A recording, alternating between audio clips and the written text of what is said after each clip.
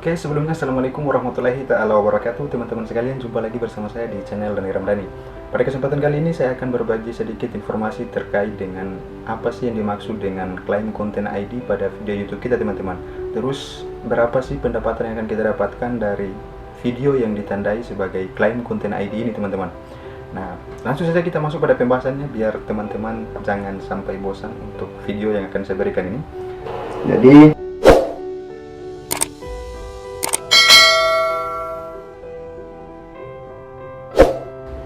Jadi pada prinsipnya klaim konten ID ini adalah klaim berdasarkan video yang sudah kita upload. Lalu kemudian video yang kita upload itu berisi tentang materi-materi yang dilindungi oleh hak cipta, teman-teman. Artinya dilindungi oleh perusahaan tertentu ya, teman-teman. Contohnya kalau misalkan kita itu membuat video reuploader. Video reuploader ini kalau misalkan kita mengambil video di YouTube lalu kita menguploadnya ulang di channel kita, teman-teman. Nah, kita itu akan terkena klaim konten ID ini, teman-teman. Dalam kasus yang lain, klaim konten ID ini berlaku pada channel yang kemudian mengupload ulang audio, teman-teman. Bisa jadi audio ya, bukan cuma video tapi juga audio. Nah, audio ini berdasarkan ketentuannya juga, kalau misalkan audio yang sudah dilisensikan berarti klaim konten ID-nya akan berlaku, teman-teman. Dan bisa juga kita lihat di siaran TV ya, teman-teman. Kalau misalkan ada film dan kemudian acara TV, video game, ini juga merupakan bagian daripada materi-materi yang bisa saja terkena klaim konten ID, teman-teman, pada video yang akan kita upload. Jadi buat teman-teman sekalian, kalau misalkan teman-teman dalam proses pembuatan video, harusnya teman-teman lebih jeli lagi untuk melihat kira-kira konten apa yang akan dibuat dan kemudian ori atau tidaknya ya, teman-teman. Artinya kita harus melihat kira-kira original atau tidak video kita agar supaya tidak mempengaruhi reputasi daripada channel YouTube kita, teman-teman.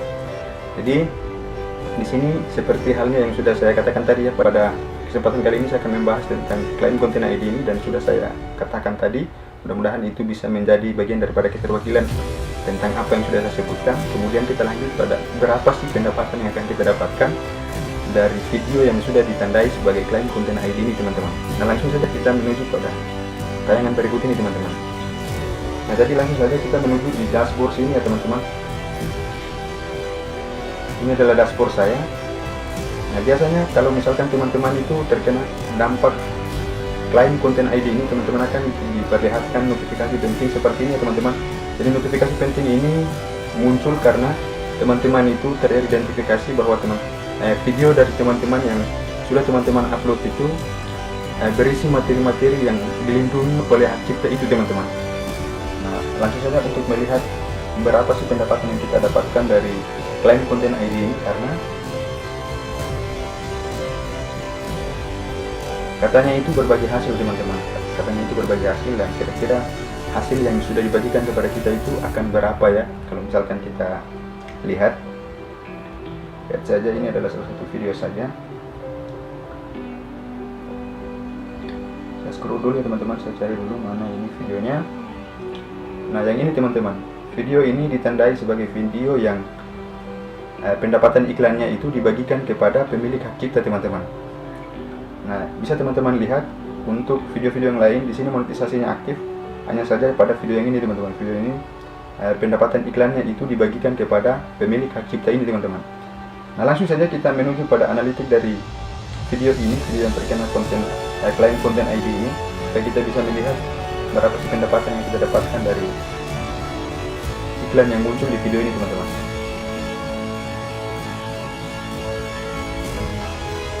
Ini bisa teman-teman lihat, video yang saya upload ini yang terkena klaim konten ID ini memiliki penayangan sebesar 3,6 ribu penayangan ya, teman-teman.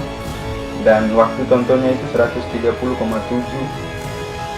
waktu tonton, teman-teman, atau jam tayangnya. Dan subscribernya itu ada 36. Nah, ini adalah pendapatan yang saya dapatkan, teman-teman, dari video yang dikenakan atau ditandai sebagai klaim konten ID ini, teman-teman.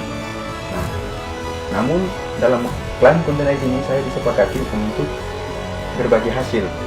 Nah, hasil yang saya dapatkan estimasinya itu seperti ini, atau perkiraannya seperti ini ya.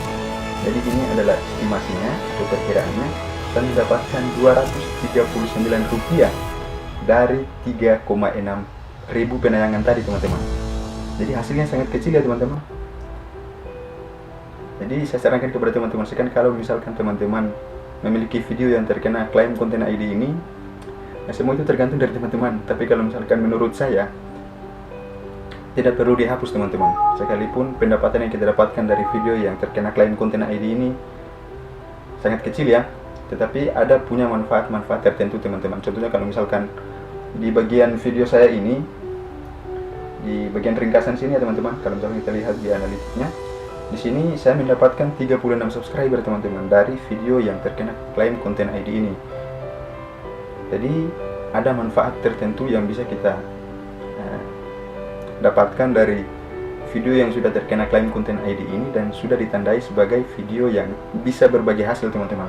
Jadi tidak perlu dihapus sekalipun pendapatannya hanya segitu ya teman-teman, tapi kita bisa diuntungkan dari jumlah waktu tonton dan kemudian subscriber ini teman-teman, karena keduanya ini juga bisa mendukung channel kita agar lebih berkembang lagi teman-teman, sekalipun pendapatannya itu kecil teman-teman. Nah, jadi kenapa saya harus mereviewkan ini, karena sebagian dari teman-teman itu masih ragu dengan video yang terkena konten copyright ini dan sering menghapus video ini teman-teman. Nah, saran saya kalau misalkan teman-teman sudah terkena klaim konten ID ini, selagi itu tidak diblokir, biarkan saja teman-teman, karena itu tidak akan mengganggu reputasi daripada channelnya teman-teman.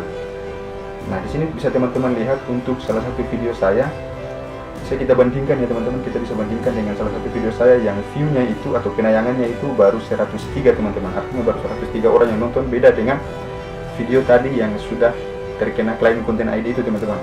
Ini saya contohkan di bagian analitik sini untuk kita lihat pendapatannya kira-kira untuk video yang diklaim dan tidak diklaim itu pendapatannya itu berapa teman-teman. Nah, di sini langsung kita buka saja di bagian pendapatan sini. Nah, bisa teman-teman lihat di sini, ini adalah estimasi pendapatan yang saya dapatkan dari video yang saya upload, tetapi video ini tidak mengandung klaim konten ID atau original ya teman-teman, video milik saya sendiri, dan ternyata estimasinya itu sekitar Rp1.872 teman-teman. Berbeda dengan yang tadi ya teman-teman.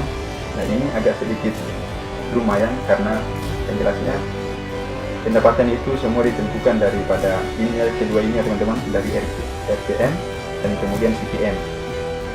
Jadi kalau misalkan RPM-nya besar dan kemudian CPM-nya besar, kemudian dikalikan dengan 1000 kali penayangan, berarti kita akan mendapatkan sekitaran dari ini teman-teman. Tapi kita tidak bisa menargetkan di Rp25.000 ini, tapi bisa di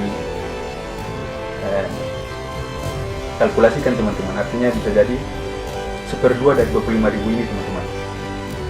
Nah, itu kalau misalkan video kita original. Nah, kalau misalkan video kita terkena dampak copyright, berarti itu masih 50-50 ya teman-teman. Artinya pendapatan kita itu bisa jadi kita dapatkan sebagian, bisa jadi seperti halnya dengan yang tadi teman-teman. Artinya tidak sesuai dengan yang kita harapkan. Tetapi buat teman-teman sekalian yang sudah dimonetisasi dan kemudian terkena dampak seperti ini, saran saya video itu tidak perlu dihapus, karena bisa juga akan mengganggu reputasi daripada channelnya teman-teman. Dan buat teman-teman yang belum dimonetisasi, ini juga sangat bermanfaat ya, karena bisa menambah subscriber dan kemudian meningkatkan jam tayang. Apalagi untuk yang sekarang ini, yang jelasnya masih tetap sama di 4.000 jam tayang dan kemudian 1.000 subscriber teman-teman. Itu ketentuan daripada kreator yang akan disepakati sebagai program partner YouTube. Nah, jadi mungkin seperti itu saja video yang bisa saya bahas atau informasi yang bisa saya berikan kepada teman-teman sekalian. Semoga bisa bermanfaat buat teman-teman, dan jangan lupa untuk support channel ini agar tetap berkembang. Wassalamualaikum warahmatullahi wabarakatuh.